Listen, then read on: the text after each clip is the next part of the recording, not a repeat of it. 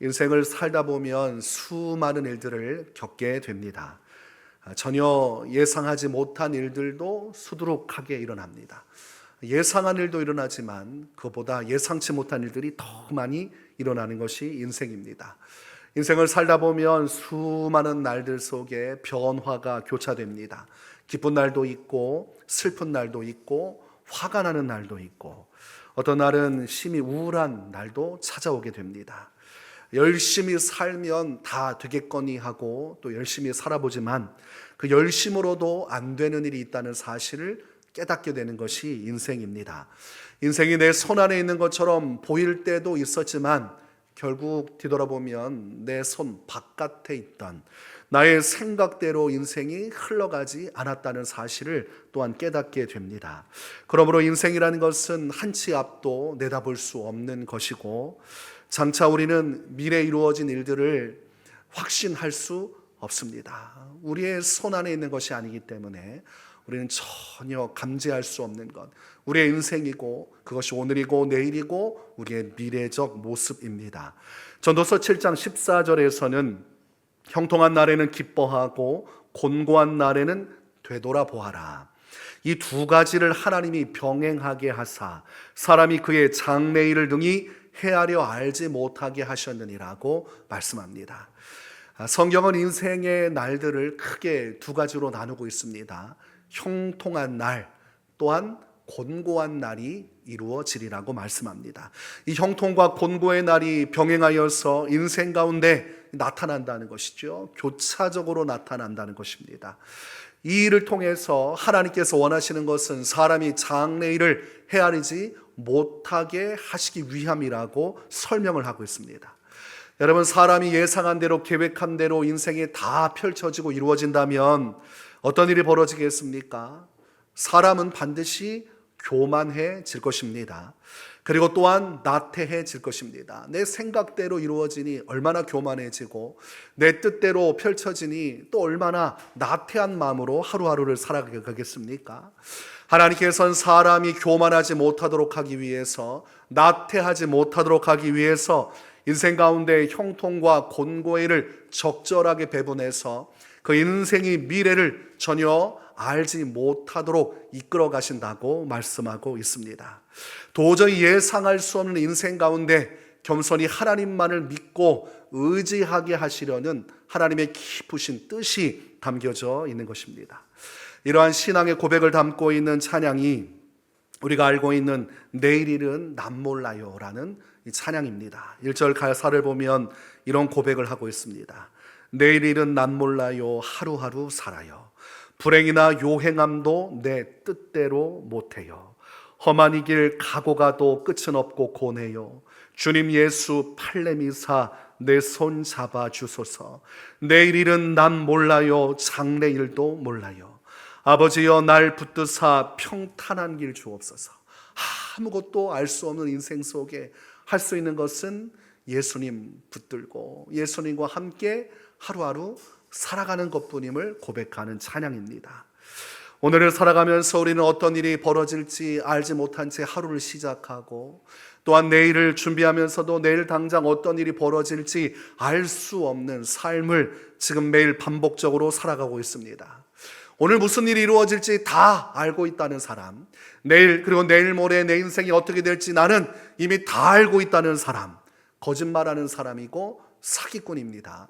절대로 인생은 그럴 수 없습니다. 불확실한 삶을 주님께서 주장하시기 때문입니다. 오직 누가 알고 계십니까? 하나님만이 알고 계시는 것이고 하나님께서 결정하실 하나님의 몫입니다. 그렇다면 이토록 불확실한 인생 가운데서 우리가 무엇을 확신하며 살아갈 수 있습니까? 바로 불확실한 인생을 하나님께서 주관하신다는 사실만큼은 우리가 확신하며 살아갈 수 있습니다.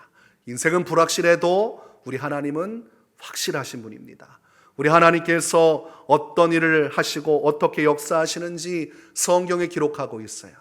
나의 인생을 나는 몰라도 하나님은 알고 계시고 내가 그 하나님을 확실히 알고 있다면 불확실한 인생 속에서도 우리는 살아갈 수가 있는 것입니다. 마태복음 10장 29절에서 31절에 예수님은 말씀하십니다. 참새 2마리가 한 아사리온에 팔리지 않느냐. 그러나 너희 아버지께서 허락하지 아니하시면 그 하나도 땅에 떨어지지 아니하리라. 너희에게는 머리털까지 다 세신 바 되었나니 두려워하지 말라. 너희는 많은 참새보다 귀하니라 말씀하셨습니다. 참새 한 마리가 떨어지는 것도 하나님의 허락이 필요하다고 말씀하고 있습니다. 그렇다면 우리 인생, 그 인생은 역시 참새마저도 주의 주권 아래 있다면 우리 인생의 주권도 하나님께 있는 것입니다. 예수님께서는 우리를 향해서 많은 참새보다 귀하다 말씀하셨어요. 저 참새와 너희는 비교조차 되지 않는다는 것이지요. 그리고 우리를 향해서 우리의 머리털까지도 다 세신 바 되었다고 말씀합니다.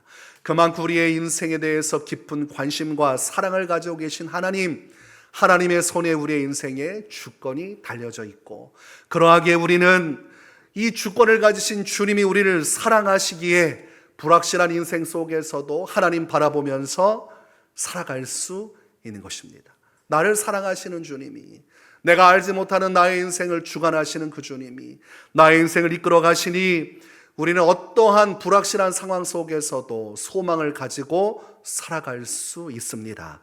다윗은 시편 23편 6절에서 내 평생의 선하심과 인자하심이 반드시 나를 따르리니 내가 여호와의 집에 영원히 살리로다, 이렇게 신앙 고백을 하고 있습니다.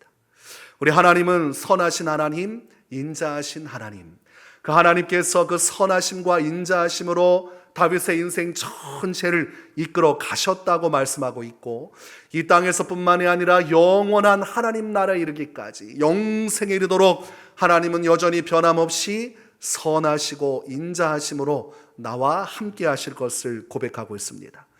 여러분, 만약 하나님께서 못된 하나님, 그리고 악한 하나님이시라면 우리는 소망이 없습니다. 알 수 없는 인생의 미래가 결국은 확정된 거 아닙니까? 결국은 고통받고 저주받다가 죽어버리는 인생이 되고 말 것입니다. 인생을 알든 알지 못하든 이미 결론은 난 것입니다.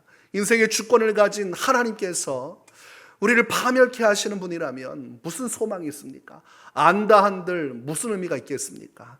그러므로 정말 중요한 것은 인생의 불확실성 자체가 아니라 그것을 주관하시는 하나님이 어떠한 분이신지가 중요한 것이죠. 성경은 하나님에 대해서 선하시고 인자하신 분이니 걱정하지 말아라. 너희의 살아가는 인생 아무것도 몰라도 걱정하지 말아라. 내일 당장 무슨 일이 벌어질지 몰라도 걱정하지 말아라. 하나님이 계시지 않느냐 말씀하시는 것이죠. 하나님은 선하시고 인자하실 뿐만 아니라 우리에게 미래와 희망을 주시는 하나님이십니다. 예레미야 29장 11절에서 여호와의 말씀이니라 너희를 향한 나의 생각을 내가 아나니 평안이요 재앙이 아니니라. 너희에게 미래와 희망을 주는 것이니라 말씀하셨습니다. 하나님은 우리의 미래의 희망의 일들을 이루시는 하나님이십니다. 우리의 미래를 소망으로 살아가게 하신다는 거죠. 오늘 아무런 소망이 없어 보여도 하나님께서는 소망의 날들을 예비하고 준비하시며 그 길로 우리를 이끌어 가신다는 것입니다. 그러므로 하나님이 어떠한 분인지 확실히 알게 되면 미래에 대한 소망이 커져가게 되고 그 속에서 인생 가운데 감사하며 찬송하며 주어진 하루하루를 살아갈 수가 있는 것입니다. 그러므로 우리는 현실을 보는 자들이 아닙니다. 지금 내 현실이 어떤가를 통해서 나의 인생을 판단하는 자들이 아닙니다. 그 현실을 이끌어 가시는 주님이 누구신지를 깊이 묵상하는 자들입니다. 아무리 현실이 안 좋아도 그게 그 현실이 정답이 아니죠. 왜냐하면 오늘과 내일 미래를 이끌어 가시는 하나님이 계시고 그 하나님께서는 우리에게 소망의 길, 선한 길로 이끌어 가시기 때문에 지금 당장 척박한 인생 살고 있다고 해서 그것이 내 미래를 말하는 것이 아닙니다. 여러분, 출애굽에서 광야길로 가는 이스라엘 백성들이 그 현실을 가지고 묵상했다면 그들에게 무슨 소망이 있습니까? 광야에 무슨 소망이 있고 아무것도 없는 그곳에서 미래가 보이겠습니까? 그러나 현실을 묵상하지 않고 하나님을 묵상할 때 하나님께서 예비하신 가나안 땅에 대한 소망으로 살아갈 수가 있는 것입니다. 그러므로 참된 지혜는 오늘 주어진 내 환경과 상황을 따라 인생을 판단하지 않습니다. 참된 지혜는 살아계신 하나님을 바라보면서 내 인생을 판단합니다. 선하신 하나님, 미래와 희망을 여시는 하나님, 그 하나님을 통해 나의 인생을 바라보니 지금 당장은 안개가 껴있고 온통 어둠뿐이라도 그분이 안개를 거치게 하시고 내 인생의 빛을 비추실 것을 바라고 보게 되므로 어떤 현실 속에서도 믿음의 길로 가게 되고, 그렇게 믿음으로 주님 바라보며 나갈 때 하나님께서는 놀라운 일을 반드시 이루시는 것입니다. 이사야 43장 19절에서 보라 내가 새 일을 행하리니 이제 나타낼 것이라. 너희가 그것을 알지 못하겠느냐? 반드시 내가 광야의 길을 사막의 강을 내리니라고 말씀하고 있습니다. 광야에 무슨 길이 나고 사막에 무슨 강이 납니까? 광야를 보면 마음 답답하고 소망이 없고 그저 사막을 보면 그 갈증 속에서 죽을 것만 같지만 하나님께서는 걱정하지 말라고 말씀하세요. 나는 원한다면 광야에도 길을 낼 수 있는 너의 하나님이고, 나는 원한다면 사막에도 강을 낼 수 있는 너의 하나님이니 지금 당장 현실이 아무리 어려워도 걱정하지 말아라. 내가 반드시 새 일을 이루어 주겠노라 약속을 하고 있는 것입니다. 여러분 인생 속에 그러므로 곤고와 형통한 날들이 병행하면서 알 수 없는 인생이 흘러간다고 해서 우리가 낙담할 이유가 없습니다. 전도서 7장 14절 말씀대로 우리 인생의 형통과 곤고한 날들이 지금 병행하여 이루어지고 있습니다. 이것은 예외가 없어요. 여러분의 인생이 그렇게 흘러가고 있습니다. 곤고한 날도 있고 형통한 날도 있어요. 정말 기쁘고 즐겁고 감사가 하지 않으려 해도 나올 수밖에 없는 날들이 있고, 또 어떤 날은 일이 잘 풀리지 않고 마음 답답한 현실 가운데서 고통받아야 하는 그런 날들도 있습니다. 여러분 다윗의 인생 가운데서도 곤고한 날들이 있었습니다. 하나님께서 다윗을 너무나도 사랑하시고 왕으로 예정하시고 세우시기까지 하셨지만 그러한 다윗의 인생에도 곤고한 날이 있었습니다. 다윗이 그 곤고한 날들만 바라보면서 자신의 인생 이것이 전부라 여겼다면 믿음의 삶을 살지 못했을 거예요. 그러나 전혀 그렇게 하지 않았습니다. 다윗이 사울왕에게 10년간 쫓기는 곤고의 날들 속에서도 그 현실을 보면서 자신의 인생을 결론 내리지 않았습니다. 하나님을 바라봤어요. 지금은 당장 곤고하지만 하나님의 때에 하나님께서 반드시 형통한 날을 주시리라는 하나님에 대한 믿음과 소망으로 눈물의 날들을 하루하루 살아갔습니다. 그러므로 곤고하면 곤고할수록 다윗은 하나님을 더욱더 의지했어요. 너무 힘들면 힘들수록 하나님을 더욱더 간절히 찾았습니다. 시편 59편의 말씀을 보면 다윗이 쫓겨다니는 고통의 날들 속에서도 하나님을 바라보았음을 기록하고 있습니다. 나는 주의 힘을 노래하며 아침에 주의 인자하심을 높이 부르오리니 주는 나의 요새이시며 나의 환난 날의 피난처 시민이이다. 나의 힘이시여 내가 주께 찬송하오리니 하나님은 나의 요새이시며 나를 긍휼히 여기시는 하나님이시니이다. 항상 하나님을 바라보고 있어요. 하나님, 지금 나는 환난 속에 있지만 그럼에도 주님은 지금 나의 삶의 피난처가 되십니다. 하나님을 찬송합니다. 하나님께서 나를 반드시 긍휼히 여겨주실 것을 믿습니다. 하나님께만 소망을 두었어요. 이렇게 고통스러운 10여 년간의 곤고한 날이 끝나지 않을 것처럼 보였습니다. 사울왕은 건재하고 사울왕의 권세를 대적할 자가 아무도 없고 하나님께서는 가만히 계시고 다윗의 고통스러운 날들을 그대로 허용하셨습니다. 다윗이 볼 때 이거 끝나겠는가, 이 고난이 정말 끝나겠는가 싶을 만큼의 그런 상황이었지만 여러분 성경 말씀을 보면 곤고한 날이 끝나는 때가 찾아옵니다. 사무엘상 31장의 말씀을 보면 그토록 건재하던 사울 왕, 죽지 않을 것 같고 아들 요나단에게 왕위를 계승하고 자자손손 왕권을 유지할 것만 같던 사울 왕의 모든 것이 몰락하는 장면을 기록하고 있습니다. 블레셋과의 전투에서 대패를 당하게 되고 그날의 치명적인 상처를 입은 사울 왕을 기록합니다.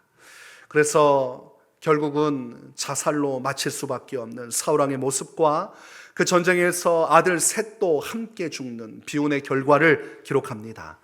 남은 아들 하나가 왕위를 계승해서 이스라엘의 지도자가 되지만 결국은 그도 부하의 배반으로 인해서 생명을 잃게 되고 사울 왕의 왕위를 계승할 만한 아들들은 다 죽임을 당하게 되죠. 이것은 다윗의 손을 벗어나 있는 일들입니다. 다윗이 어떻게 할 수 없는 것이었지만 하나님께서 곤고한 날을 그치고자 하시니 이 모든 일이 일사천리로 이루어지게 됩니다. 그리고 그때에 왕을 잃게 되고 사울 왕이 사라지게 되자 백성들의 마음이 자연스럽게 다윗에게로 향하게 됩니다. 골리앗을 무찔렀던 용사, 전쟁 가운데 승리를 주었던 위대한 그런 용사였던 다윗을 갈망하게 되고 마침내 온 이스라엘이 한 마음으로 다윗을 자신들의 왕으로 추대하게 됩니다. 사무엘하 5장 1절에서 4절 말씀에 이렇게 기록합니다. 이스라엘 모든 지파가 헤브론에 이르러 다윗에게 나와 이르되 보소서 우리는 왕의 한 고륙이니이다. 전에 곧 사울이 우리의 왕이 되었을 때에도 이스라엘을 거느려 출입하게 하신 분은 왕이시었고 여호와께서도 왕에게 말씀하시기를 내가 내 백성 이스라엘의 목자가 되며 내가 이스라엘의 주권자가 되리라 하셨나이다 하니라. 이에 이스라엘 모든 장로가 헤브론에 이르러 왕에게 나오매 다윗 왕이 헤브론에서 여호와 앞에 그들과 언약을 맺으며 그들이 다윗에게 기름을 부어 이스라엘 왕으로 삼으니라. 다윗이 나이가 30세 왕위에 올라 40년 동안 다스렸으며 라고 기록하고 있습니다. 유다의 왕이었다가 온 이스라엘의 왕으로 등극하는 다윗의 모습을 기록하고 있어요. 그리고 나서 왕이 된 다윗의 행보를 성경이 기록을 하고 있는데 가는 곳마다 승리하는 내용을 성경에서 기록하고 있습니다. 사무엘하 5장 10절에서 만군의 하나님 여호와께서 함께 계시니 다윗이 점점 강성하여 가니라. 역대상 18장 1절과 2절을 보니까 그 후에 다윗이 블레셋 사람들을 쳐서 항복을 받고 블레셋 사람들의 손에서 가드와 그 동네를 빼앗고 또 모압을 침해 모압 사람이 다윗의 종이 되어 조공을 바치니라고 기록하고 있습니다. 그 강하던 블레셋 사람들, 사울과 그의 세 아들을 죽이면서 대승을 거두었던 블레셋을 다윗이 토벌하는 장면을 기록하고 있고 블레셋이 무기력하게 자신의 지역을 뺏기게 되는 장면을 기록합니다. 그리고 호전적인 전투민족인 모압까지도 다윗이 쳐서 복종시키고 조공을 받는 내용까지도 기록하고 있습니다. 또 다른 말씀에서 보면 역대상 18장 6절에서 다윗이 다메섹 아람의 수비대를 두매 아람 사람이 다윗의 종이 되어 조공을 바치니라.